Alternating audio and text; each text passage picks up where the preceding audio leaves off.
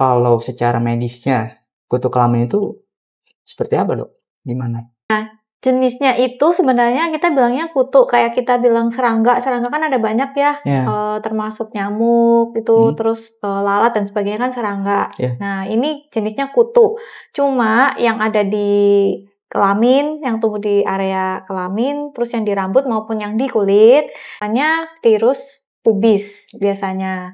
Nah namanya Pterus pubis itu sebenarnya dalam bahasa kedokterannya gitu. Biasanya awal mula dan kemudian sampai sudah mulai terdeteksi, oh ini karena kutu kelamin, itu gejala awal gimana? Penyebabnya ini bisa kontak langsung biasanya, kulit ke kulit. Misalkan dari apa? Misalkan kita kayak dari tuker pakaian dalam atau handuk bersama gitu ya, kebersihan lah intinya ya. Itu nggak dijaga, itu bisa ketularan. Lalu kalau misalkan sudah ada gejalanya, tanda-tandanya, dan sudah jelas juga penyebabnya, penanganannya bagaimana, Dok?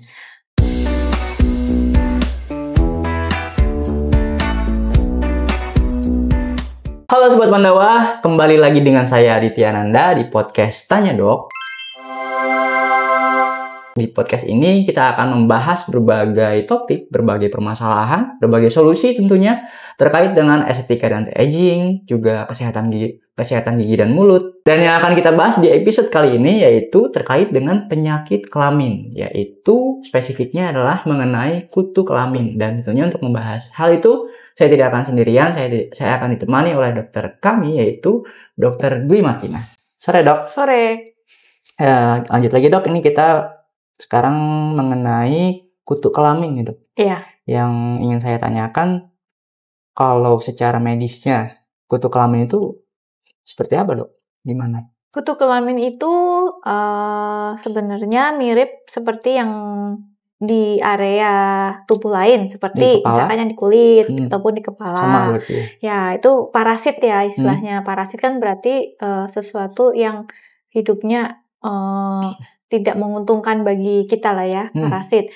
Nah, jenisnya itu sebenarnya kita bilangnya kutu, kayak kita bilang serangga kan ada banyak ya, termasuk nyamuk itu, terus lalat dan sebagainya kan serangga. Nah, ini jenisnya kutu, cuma yang ada di kelamin, yang tumbuh di area kelamin, terus yang di rambut maupun yang di kulit, itu spesiesnya beda-beda. Ya, kalau yang di badan itu namanya Sarcoptes KB. Ya, yang di kulit biasa di tangan gitu. Nah, terus kalau yang di rambut kepala namanya Paediculus humanis capitis. Nah, sedangkan kalau yang di kelamin namanya Pterus pubis biasanya. Nah, namanya Pterus pubis itu sebenarnya dalam bahasa kedokterannya. Kalau diartikan pubis itu secara anatomi letaknya itu yaitu daerah area kelamin, biasanya yang daerah berambut, di area yang rambutnya. Jadi bukan kelamin yang dalam ya, maksudnya area kulitnya kayak gitu. Ini bisa menyerang laki-laki dan perempuan atau? Ya, bisa dua-duanya, bisa anak-anak, hingga orang dewasa gitu. Biasanya awal mula dan kemudian sampai sudah mulai terdeteksi, oh ini karena kutu kelamin, itu gejala awal gimana? Gejalanya itu bisa gini, si kutu ini kan dia hidup sebenarnya di daerah yang berambut, lembab, kemudian dan bisa di bawah kulit juga ya. Cuma ini lokasinya di kelamin gitu ya. Nah, dia itu menghisap darah ya. Gitu. Tapi bukan, nggak usah khawatir yang dia akan menghisap darah sampai kita kehabisan darah, itu enggak. Gitu. Dia menghisap darah kayak nyamuk lah, dia kan juga ngisep kan darah.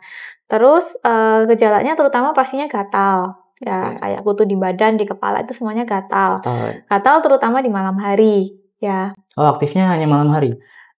Kenapa aktif malam hari? Karena dia biasanya kayak berkembang biak atau istilahnya kayak bertelur begitu, aktif lebih karena kan lembab, malam hari kan suhu tubuh lebih tinggi ya. Jadi dia lebih aktif itu aja. Jadi kenapa gatelnya terutama, bukan berarti kalau pagi siang gitu nggak gatel ya bisa juga, tapi terutama malam.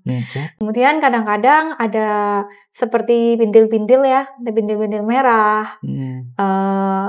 Seperti yang terjadi kayak misalkan habis gigit nyamuk gitu di tangan gitu. Cuma kalau nyamuk kan bentolnya kegede, kali ini menjadi kecil-kecil sih. Ya. Terus kadang-kadang mungkin ada bercak kayak kayak black dot gitu ya. Black dot tuh kayak titik-titik hitam di celana, mungkin di pakaian dalam. Nah itu mungkin bercak-bercak dari yang tadi kutunya kan menghisap darah ya, kayak gitu. Dari itu kayak gitu. Mungkin beberapa ditemukan. Kalau di kepala atau mungkin di area lain kan itu penyebab atau penyebarannya bisa dari perpindahan ya dok ya? Iya. Karena pendekatan yang sudah terkena. Nah kalau misalkan ini dari kutu kelamin, penyebab awalnya itu bagaimana dok? Penyebabnya ini bisa kontak langsung biasanya, kulit ke kulit. Misalkan dari apa? Misalkan kita kayak dari tuker pakaian dalam atau handuk bersama gitu ya, kebersihan lah intinya ya, itu nggak dijaga itu bisa ketularan. Yang kedua, saat melakukan aktivitas seksual kan kontak ya kelamin dengan kelamin, jadi biasanya itu gitu. Kalau si kutunya misalkan loncat atau terbang gitu enggak sih, tapi lebih ke kontak gitu. Lalu kalau misalkan sudah ada gejalanya, tanda-tandanya dan sudah jelas juga penyebabnya, penanganannya bagaimana dok?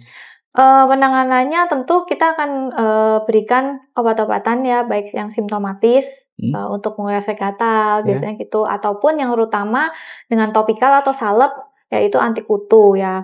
Kemudian jika ada infeksi sekunder, misalkan kalau mungkin gatal digaruk jadi lecet area kulit situ ya kita berikan tambahan obatnya, mungkin topikal juga bisa atau obat minum kalau yang parah misalkan antibiotik misalkan seperti itu, atau beberapa kalau yang parah misalkan nggak bisa membasmi ya kita bisa berikan obat yang minum anti parasit gitu. Nah ini kita masuk segmen mitos fakta nih dok. Jadi di sini ada beberapa, pasti kan banyak ya di luar sana terkait dengan kutu kelamin, tapi belum tentu betul juga itu faktanya. Nah makanya sini kita jawab. Katanya yang pertama, kutu kelamin hanya menular lewat hubungan seksual. Itu mitos atau fakta? Ya garis poinnya hanya menular.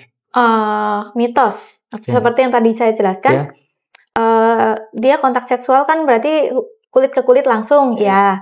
Tapi selain itu kok misalkan masih bisa tular? Iya bisa kalau kita kayak gonta-ganti pakaian dalam atau handuk itu bersama yang mungkin itu terkontaminasi dari kutu kan bisa. Oke, terjawab. Dan yang selanjutnya, katanya kutu kelamin bisa loncat dari satu orang ke orang lain. Nah, tadi gimana dok? Mungkin maksudnya kayak dia terbang gitu ya, atau loncat gitu. Sebenarnya dia nggak bisa. Nggak bisa. Ya, dia nggak ada sayap, nggak bisa loncat gitu, enggak. Tapi ya karena dia kan sebenarnya kayak hidup di bawah kulit rayap gitu lah ya. Jadi pasti harus terjadi kontak langsung. Berarti nggak bisa sembarangan loncat? Oh enggak. Jinak berarti ini kutunya. Ya. Dan yang selanjutnya, mencukur habis rambut kemaluan bisa menyembuhkan kutu kelamin. Itu fakta. Fakta? Ya, meski kutu kelamin bukan infeksi yang menular secara langsung, tapi orang yang terinfeksi si kutu ini seringkali punya resiko lebih tinggi untuk terinfeksi. Kalau misalkan rambutnya lebat, gimana? Misalkan ya mungkin dengan hubungannya kebersihan ya, mungkin dengan kita mencukur ya, bukan berarti hilang total. Tadi kan beberapa memang dia kadang bisa ditemukan di rambut ya, maksudnya di batang rambut gitu. Tapi sebagian dia juga kan ke kulit masuk ya. Nah yang masuk itu kan kita nggak bisa dong kalau cuma dipotong aja tapi kutunya masih ada yang di dalam gitu ya nggak bisa. Gitu. Berarti tidak sepenuhnya dok ya? Iya. Oke. Nah ini terakhir dok, barangkali dari dokter ada tips yang mungkin sudah terkena atau mungkin ada tanda-tandanya kalau dia itu kena kutu kelamin. Nah dari dokter gimana cara pencegahannya kah atau penanganannya kah seperti apa? Ya, mungkin kalau saya sih menyarankan kalau yang istilahnya kita tetap jaga kebersihan ya, dengan cara tidak bergonta-ganti pemakaian barang bersama lah ya, istilahnya untuk preventifnya.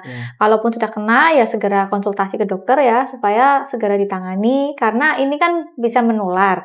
Jadi yang ditakutkan ya kalau kayak kutu yang di badan gitu kan biasanya cepat sekali menular. Nanti dalam satu rumah biasanya nggak cuma satu orang karena dia penyebarannya cepat gitu ya. Dan tentunya ya kebersihan itu pasti harus dijaga sih. Karena memang kadang-kadang orang bersih pun belum tentu nggak kena ya. Bisa juga kena ya. Dari mana? Kok saya udah bersih gini-gini kena ya? Mungkin dia di tempat umum atau apa. Kemudian pakai sesuatu handuk atau apa yang misalkan kayak kita menginap atau apa mungkin nggak tahu juga nggak tahu ya gitu kan asal dari mana ya bisa kena gitu kan. Cukup dok? Oke, karena tadi sudah jelas sekali penjelasan dari Dr. Dwi Martina terkait dengan kutu kelamin, makanya Sobat Pandawa selalu jaga kebersihan dan waspada karena kutu kelamin bisa sangat cepat menyebar dan itu sudah terjawab tadi. Tapi kalau misalkan dari Sobat Pandawa masih ada pertanyaan terkait dengan berbagai treatment atau topik manapun, apalagi tentang kutu kelamin bisa ditanyakan di kolom komentar. Makanya jangan lupa subscribe, like, komen, dan share supaya Klinik Utama Pandawa YouTube official semakin oke. Saya Aditya Ananda. Dan saya Dr. Martina. Pamit undur diri. Terima kasih. See you to the next episode. Bye-bye.